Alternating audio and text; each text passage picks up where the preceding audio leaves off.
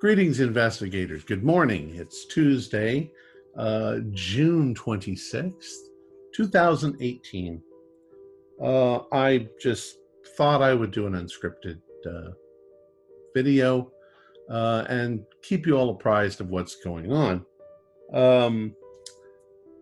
First of all, let's talk about what's coming up. I know that lately we haven't always been able to produce 4 episodes a week. It's summer. People have things they need to do. People are taking time off. They're going on vacations and so forth. This week, for various reasons, well, I'll just explain. On Tuesday nights, we're playing Homecoming, which is Thomas McKeon's creation. Thomas has decided that he wants to tweak it just a little bit and make it a little more exciting, a little more action-oriented. So he's asked to take the week off. He's working on that, and we should be resuming that next week. So there won't be a Tuesday night game tonight. Tomorrow is Wednesday. We will be playing Equinox, and Equinox is Sean Little's game. That should go on without a hitch, as it has every week. When Equinox finishes in a few weeks, we will be beginning a game called Sunspots by Tyler Hudak. Or Tyler Hudak's running the game, I mean. And that should be a fun game. That should take a few weeks to work our way through. And then following that, there will be a game called Operation Fulminate, which is a Delta Green, and the GM will be Ford Fitch. It's a fairly short game, but it should be fun. After that, we haven't got anything scheduled yet, but we will before that time comes. On Thursday nights, we have been playing Reign of Terror, and this last week we finished the first scenario, which is set in 1789, just before the French Revolution. So Mick has asked that we postpone a couple of weeks so that he can be thoroughly prepared on scenario number 2, which takes place a few years later, right at the height of the Reign of Terror. After that, and I mean also on Thursday, but after that one finishes, we should resume the final chapter in Horror on the Orient Express. It's set in modern times, and it should be a nice finish to the entire Horror on the Orient Express storyline. Following that, we will be playing Curse of Nineveh, which should be a fairly long campaign. Then on Friday, we're currently playing Intersections, and Intersection should wrap up in a few weeks.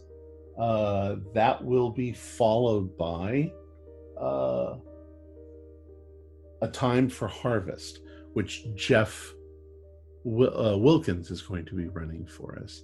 That's going to be a fun one. That's going to be a campaign, so that'll be a fairly decent-sized storyline.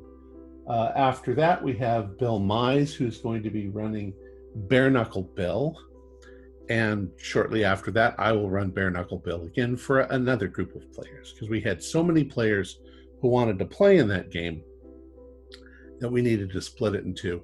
I'll be playing in the first one because I don't want to look at the scenario. I don't want to have anything to do with knowing what's going on. But as soon as we've run through that, then I can run it again, because then I'll know the scenario. Maybe so that you can understand what goes on here. Our GMs, I give them sometimes a month or more to prepare their games so that they can be thorough, that they can understand it very clearly. It's very important in Call of Cthulhu that the GM understand what's going on, what might happen, and where the direction of the story needs to go. They do a lot of work, and we deeply appreciate all of their hard work in putting forth these games.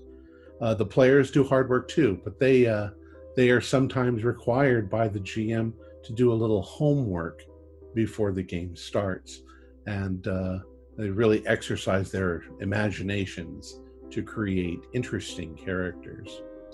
Other than that, all of the technical stuff, all of the film editing and everything, I do that. I don't have anybody else working on it. It'd be nice if I had an editor, but I'm pretty much it. And I also hold down a day job. So I'm just saying that it takes a little bit of work, a little bit of effort, and it sometimes has to be delayed. My regular job comes first, and then comes my photo editing hobby. That's mostly true on Fridays because, the weekends, excuse me, the weekends I spend with my husband, David. So I don't want to, infringe on that. Most of this stuff I do when there's, I'm either home alone, since I work from home, and I've got a break in between work. So that's it. Those of you who are patrons, it helps so much to be at least a little bit compensated. We were fortunate enough to find an apartment building that still has the fiber optics, so we're paying for that, and all the website maintenance and all of that sort of stuff. That gets paid for, plus a little bit that I can use to spend to buy scenarios and other things like that.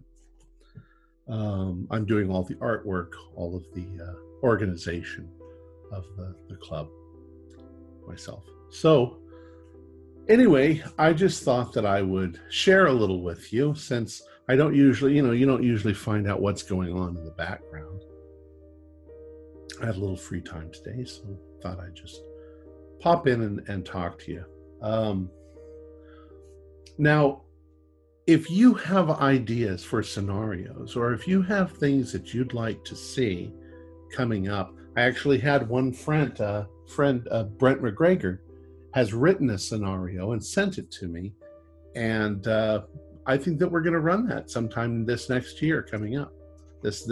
After the summer, after some of these other games clear off of our schedule, then we'll be able to do that. That's phenomenal. I think it's great. If any of you guys have ideas for scenarios, or if you'd like to give us suggestions on our website, I'm always open to making everything better for you and for the players and for the GMs and for everybody like that. So